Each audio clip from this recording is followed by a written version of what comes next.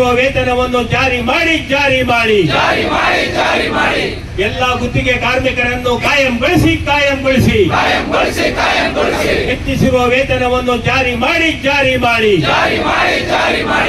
ಎಲ್ಲ ಗುತ್ತಿಗೆ ಕಾರ್ಮಿಕರನ್ನು ಕಾಯಂಗೊಳಿಸಿ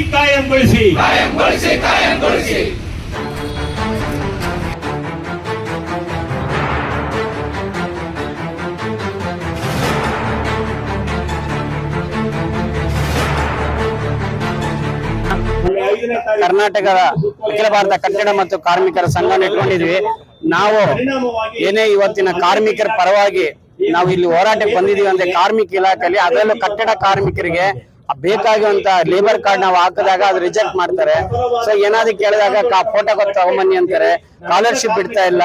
ನಮ್ ಸ್ಕಾಲರ್ಶಿಪ್ ಕೇಳಕ್ ಹೋದ್ರೆ ಆಮೇಲೆ ಬರ್ತದೆ, ಇಮೇಲ್ ಬರ್ತದೆ. ಹಿಂಗೆ ವರ್ಷ ಹಿಂಗೆ ತಳ್ಕೊಂಡ್ ಬರ್ತಾ ಇದೆ. ಕಳೆದ 2018-19 ಹೋರಾಟ ಮಾಡಿ ಕೂಡ ನಾವು ಬಂದಾಗ ಹಳೇದೇ ಇನ್ನ ಸಾಕಷ್ಟು ಫೆಂಡಿಂಗ್ಗಳು ಇಟ್ಕೊಂಡಿದ್ದಾರೆ ಕಾರ್ಮಿಕರ ಇಲಾಖೆಯಲ್ಲಿ. ಕಟ್ಟಡ ಕಾರ್ಮಿಕರಿಗೆ ಮಕ್ಕಳಿಗೆ ಸಿಗುವಂತ ಸೌಲಭ್ಯಗಳು ಸರಿಯಾಗಿ ಸಿಗ್ತಾ ಇಲ್ಲ.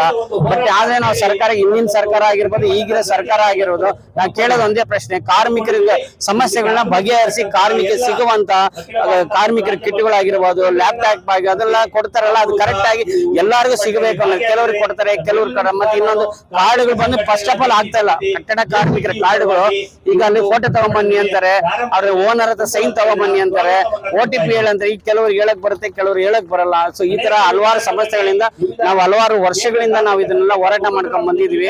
ಕೇಂದ್ರ ಸರ್ಕಾರ ಎಲ್ಲಾ ಕೇಂದ್ರ ಕಾರ್ಮಿಕ ಸಂಘಟನೆಗಳು ಸೇರ್ಕೊಂಡು ಈ ದಿನ ನಾವು ಈ JCT ಬ್ಯಾನರ್ ಅಡಿಯಲ್ಲಿ ನಮ್ದು ಒಂದು ಸಂಘ ನಾವು ಸೇರಿ ಪ್ರತಿಭಟನೆಗೆ ಬಂದಿದ್ವಿ. ನಮ್ಗೆಲ್ಲ ನ್ಯಾಯ ಒದಗಿಸ್ಕೊಡ್ಬೇಕಂದ್ರೆ ಕಾರ್ಮಿಕರ ಪರವಾಗಿ ಮತ್ತು JCT ಬ್ಯಾನರ್ ಪರವಾಗಿ ಎಲ್ಲರ ಪರವಾಗಿ ನಾವು ಕೇಳ್ಕೊಂತ ಇದೀವಿ. Thank you. ಸೊ ನನ್ನ ಹೆಸರು ಶ್ರೀನಿವಾಸ್ ಅಂತ, ರಾಜ್ಯ ಕಾರ್ಯದರ್ಶಿ INTC.